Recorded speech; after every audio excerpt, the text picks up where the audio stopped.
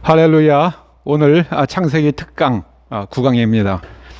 오늘은 창세기 6장에 나오는 하나님의 아들들은 누구를 말하는가, 이 문제를 한번 상고해 보도록 하겠습니다.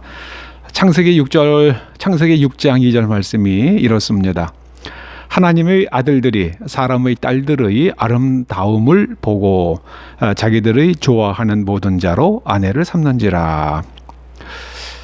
이 하나님의 아들들이 누군지는 잠시 생각해 보고요. 잠시 후에 먼저 이 하나님의 아들들이라고 성경이 불러주는 사람들이 사람의 딸들의 아름다움을 보고, 즉 외적인 모습을 보고 자기들이 좋아하는 모든 자로 아내를 삼는지라. 하나님께서는 남자가 여자와 한 몸을 이루라, 한 남자와 한 여자가 이루는 가정을 말씀하셨는데, 이 하나님의 아들들이라고 불리는 사람들조차도 자기들이 좋아하는 모든 자로 아내를 삼는지라. 곧 일부 다처제가 만들어진 겁니다.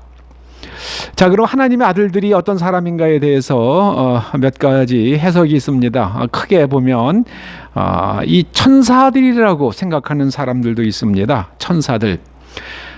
그 교부 가운데 유명했던 그 터툴리안이라는 사람이 이런 생각을 했습니다. 이런 해석을 했는데, 성경 어디에 봐도 천사들이 사람 가운데에 여자와 결혼해서 아이를 낳았다는 말씀이 없습니다.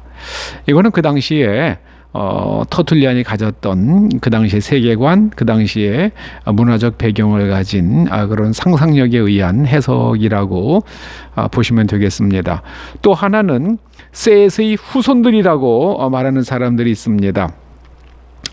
셋은 이제 가인이 그의 동생 아벨을 죽인 다음에 하나님께서 아담과 하와에게 주신 세 번째 아들의 이름이죠.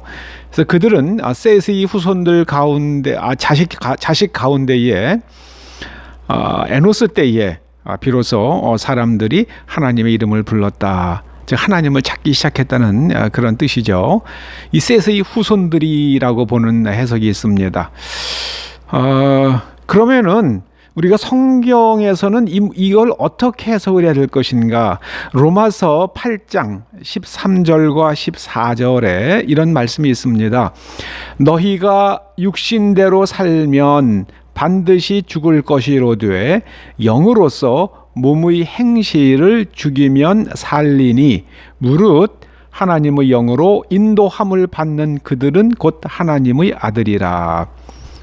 하나님께서 흙으로 사람을 지으시고 그 코에 생기를 불어넣으셨습니다. 숨을 불어넣으셨는데, 제가 성경에 대해서 말씀을 드리면서 이 숨, 곧 바람을 불어넣으셨다의 그 푸뉴마와, 신약으로 가면 그 푸뉴마와 영은 이 같은 단어를 쓰고 있습니다. 그래서 이 푸뉴마는 바람이란 뜻도 되고 공기라는 뜻도 됩니다. 그리고 영이라는 뜻도 됩니다. 이 푸뉴마에다가 하기오스라는 거룩한이라는 형용사가 붙으면, 푸뉴마 하기오스가 되면 그게 바로 성경이 말하는 성령님이 푸뉴마 하기오스가 이렇게 성경이 신약이 기록을 합니다. 그러므로 우리는 이 하나님의 아들들이라고 이렇게 불려진 사람들은 이 영으로서 몸의 행실을 죽이면서 살던 사람들, 곧 데무트 중심이 아닌 첼렘 중심으로 살아가던 사람들, 하나님께서 숨을 불어넣어 주셔서 그 하나님의 영을 간직하고 그 영으로 영의 인도함을 받으며 살아가는 사람들조차도 그 세상, 그 당시의 문화, 그 여자들의 아름다움을 보고 좋아하는 모든 자를 아내로 삼는 세상의 풍속을 따라가면서 세상은 악이 가득 차게 됐다는 그런 말씀입니다. 그러므로 우리는 세상을 지키는 힘은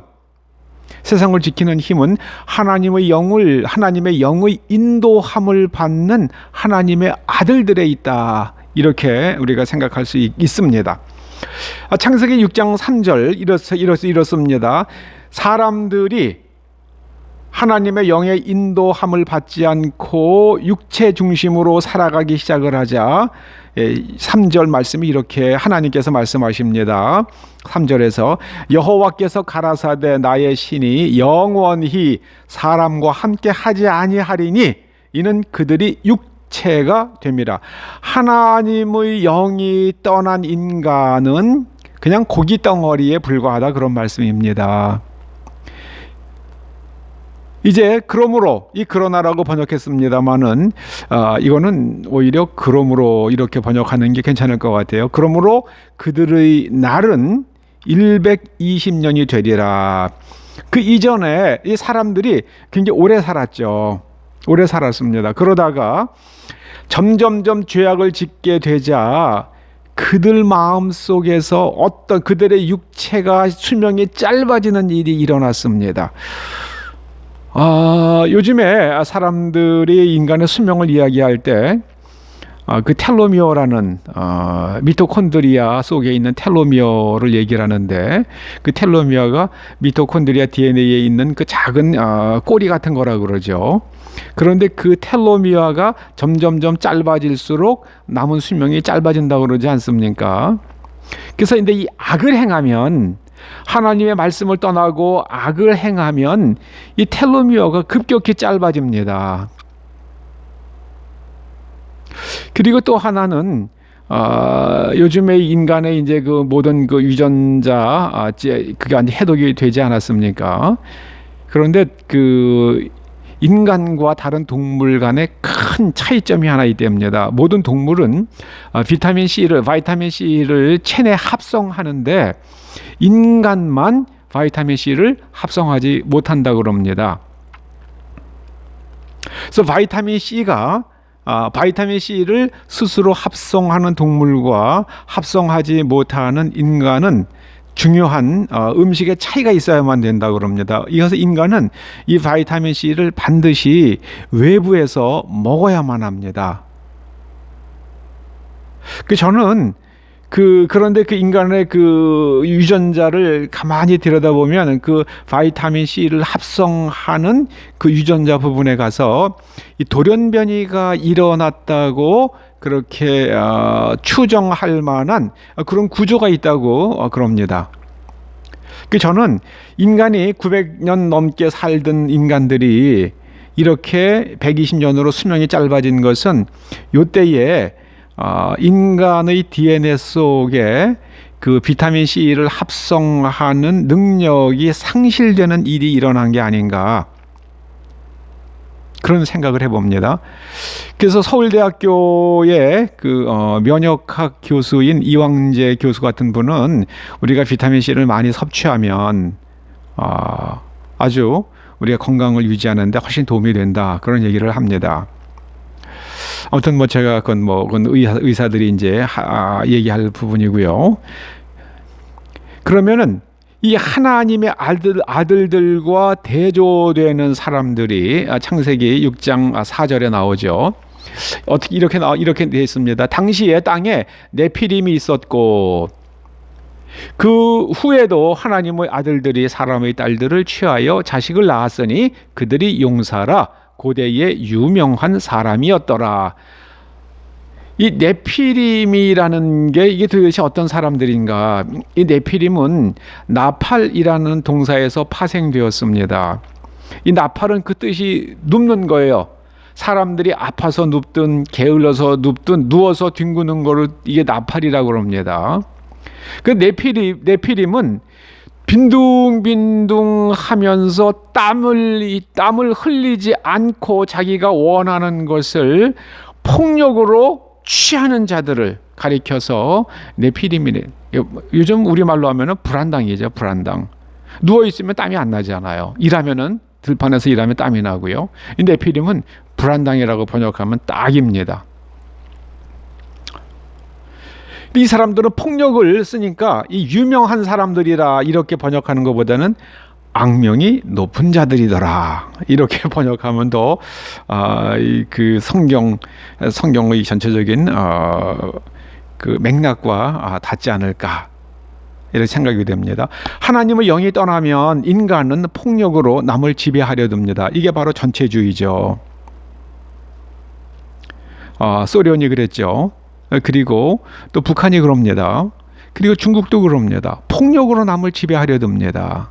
공산주의 국가들이 다 그렇습니다.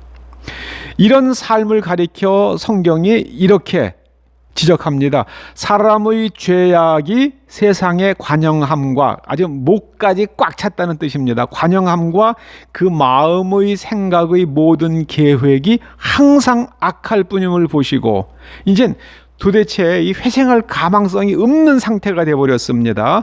그러자 하나님께서는 이들을 물로 깨끗이 쓸어버리실 계획을 세우십니다.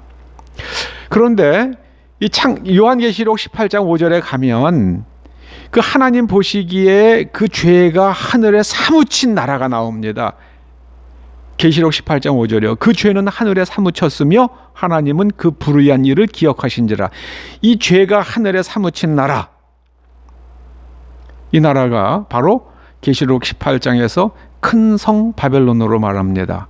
큰 성 바벨론은 인간의 육체를 사고 파는, 그래서 종으로 이야기했습니다. 근데 오늘날에는 인간의 장기를 사고 파는 사람들, 그렇게 해석을 할 수 있겠습니다.